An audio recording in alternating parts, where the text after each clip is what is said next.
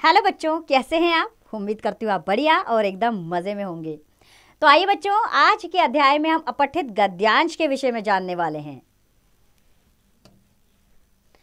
तो बच्चों, पाठ्य पुस्तकों पर आधारित सामग्री को पठित कहा जाता है। इसके विपरीत ऐसी सामग्री जो हमारी पाठ्य पुस्तकों से ना होकर बाहर से पूछी जाती है वह अपठित कहलाती है। अतः हम कह सकते हैं कि जो गद्यांश हमारे निर्धारित पाठ्यक्रम से ना होकर अन्य पुस्तकों से लिया जाता है अपठित गद्यांश कहलाता है। अपठित गद्यांश के संक्षेपीकरण में अभ्यास का विशेष महत्व होता है। अभ्यास करने से कुशलता आती है और समय का अपव्यय भी बच जाता है, यानी कि हमारा समय ज़्यादा खराब नहीं होता है। अपठित गद्यांश पढ़कर मूल भावों को समझने की क्षमता विकसित होती है। परीक्षा में अपठित गद्यांश के आधार पर प्रश्न पूछे जाते हैं, पर अपठित गद्यांश के प्रश्नों के उत्तर देते समय हमें कुछ बातों का ध्यान रखना चाहिए। जैसे कि अपठित गद्यांश के मूल भावों को समझने के लिए उसे ध्यानपूर्वक पढ़ना चाहिए, यानी कि एक दो बार आप उस गद्यांश को अवश्य पढ़ें।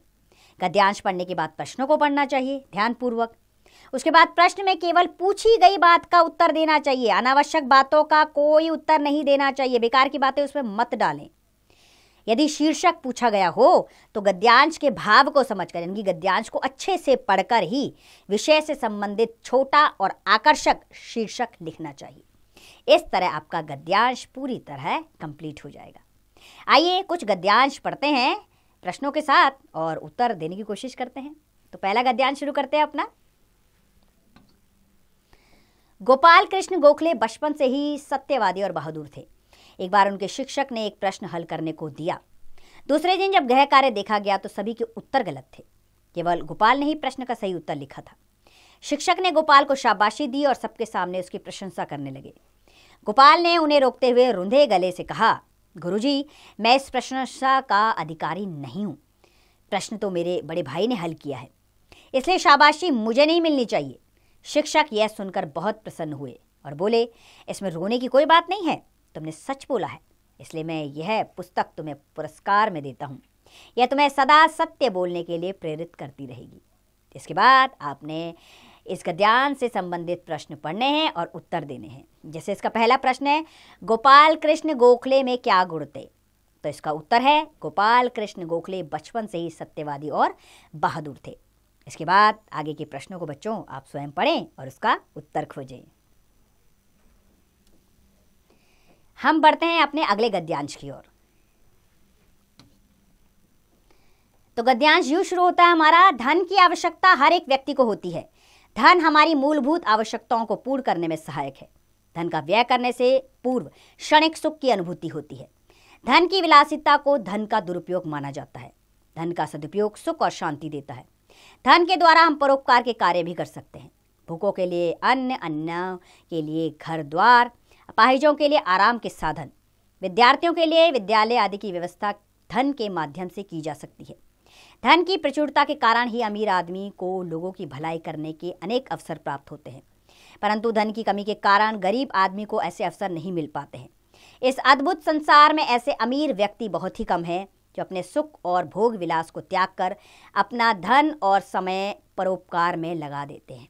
इसके बाद फिर क्या करना है आपने, इस गद्यांश को 2-3 बार पढ़ना है और प्रश्नों के उत्तर देने हैं। जैसे पहला प्रश्न है, धन हमारी किन आवश्यकताओं को पूर्ण करने में सहायक है? तो इसका उत्तर है, धन हमारी मूलभूत आवश्यकताओं को पूर्ण करने में सहायक है। बच्चों, इसके आगे के प्रश्न आप स्वयं गद्यांश से खोजिए और हम अपने अगले गद्यांश की ओर बढ़ते हैं।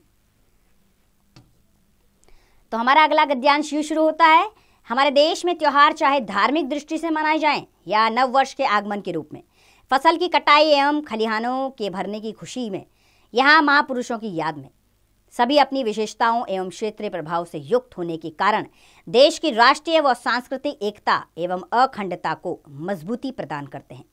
यह त्योहार जहाँ जनमानस में उल्लास, उमंग व खुशहाली भर देते हैं, वहीं हमारे अंदर देशभक्ति तथा गौरव की भावना के साथ साथ विश्व बंधुत्व एवं समन्वय की भावना भी बढ़ाते हैं। त्योहारों के द्वारा महापुरुषों के उपदेश हमें बार बार इस बात की याद दिलाते हैं कि सद्विचार एवं सद्भाव से ही हम प्रगति की ओर बढ़ सकते हैं। 2-3 बार गद्यांश को पढ़िए और प्रश्नों के उत्तर दीजिए। जैसे पहला प्रश्न है इसका, त्योहारों की राष्ट्रीय जीवन में क्या उपयोगिता है? तो इसका उत्तर होगा बच्चों, त्योहार देश की राष्ट्रीय व सांस्कृतिक एकता एवं अखंडता को मजबूती प्रदान करते हैं। इसके बाद आगे के प्रश्नों के उत्तर आप स्वयं खोजिएगा। हम बढ़ते हैं इस अध्याय को दोहराने की ओर, अर्थात आपके लिए इस अध्याय को एक बार और दोहरा लेते हैं। जो गद्यांश हमारे निर्धारित पाठ्यक्रम से ना होकर अन्य पुस्तकों से लिया जाता है, अपठित गद्यांश कहलाता है।